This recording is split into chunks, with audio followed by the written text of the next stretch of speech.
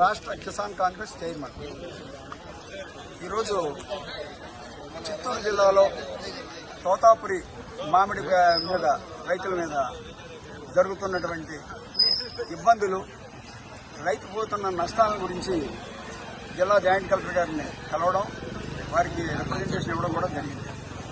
అయితే ఇక్కడ ఉన్న ఫ్యాక్టరీలు ఒక మోనోఫైల్గా తయారయ్యి సిండికేట్గా ఏర్పడి రైతుకి ప్రభుత్వం చెప్పినటువంటి ధర 8 రూపాయలు ఫ్యాక్టరీ వాళ్ళు ఇచ్చేలాగా, 4 రూపాయలు ప్రభుత్వం సబ్సిడీ ఇచ్చేలాగా కిలోకి 12 రూపాయలు చొప్పున ఇమ్మని చెప్తే ఏ రోజు కూడా అది ఇవ్వటం లేదు.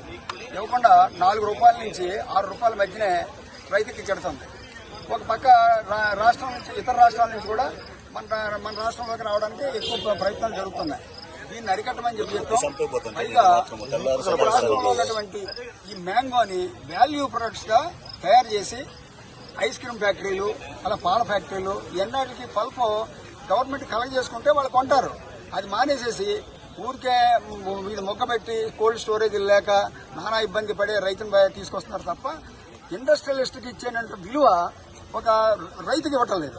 రైతు అన్నవాడు కానీ చనిపోతే ఈ దేశంలో తిండి పెట్టేవాడు ఎవరు ఉన్నారు. దాన్ని ఈవేళ ప్రభుత్వం గుర్తించాలి. ముఖ్యంగా ఈ జిల్లా చిత్తూరు జిల్లా అన్నది ముఖ్యమంత్రి గారు సొంత జిల్లా, చంద్రబాబు నాయుడు గారు సొంత జిల్లా. ఇక్కడ ఆయన రైతుల సమస్యల పట్ల ఆయన పూర్తి అవగాహన ఉంది. రైతు కుటుంబం నుంచి వచ్చిన వ్యక్తి. అందుకోసం ఆయన అధికారులు ఇంకా ఎక్కువ ఒత్తిడి తీసుకొచ్చి ఫ్యాక్టరీల వాళ్ళతో మాట్లాడాలి. ఫ్యాక్టరీల వాళ్ళని అందరినీ గౌరవించి కూర్చోబెట్టి మీరు ఎందుకు కొనరాయా ఏంటని చెప్పేసి మాట్లాడాలి. ఆయన ఏంటి ఎంతసేపు ముఖ్యమంత్రి గారు ఫ్యాక్టరీల వాళ్ళకి ఒత్తాసు పలికే పరిస్థితిలో కనిపిస్తున్నారు తప్ప రైతుకి న్యాయం చేసే పరిస్థితి ఊరికే 4 రూపాయలు కేజీకి ఇచ్చేద్దామని మనం చెప్పాం కదా, సబ్సిడీ ఇచ్చేద్దాం కదా అని చెప్పేసి అన్న ఆలోచనలో ఉన్నారు. కానీ ఇక్కడ జరిగే ప్రాక్టికల్ ప్రాబ్లమ్స్ వారి దృష్టికి వెళ్ళలేదు. దాన్ని వారు లేకుండా ఇప్పుడు ఈ పల్ప్ ఫ్యాక్టరీలన్నీ కూడా 35 దాదాపు ఉన్నాయి, 27 మాత్రమే వర్క్ చేస్తా ఉన్నాయి.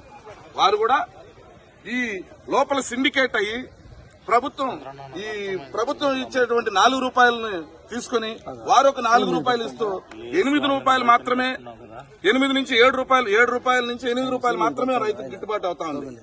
ఇది మంచి పంట అయితే ఈ 4 రోజులు వేచి ఉండి కుళ్ళిపోతే అది కూడా లేదు.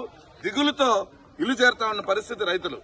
కాబట్టి ప్రభుత్వం వెంటనే ఈ దళారీ వ్యవస్థను గాని ప్రోత్సహించకుండా పోలీసులను కూడా సహకారం తీసుకుని వారిని వెంటనే అదుపులోకి తీసుకుని ఈ దళారులను కూడా నియంత్రించాల్సినటువంటి అవసరం ఎంతైనా ఉంది ప్రభుత్వం మీద.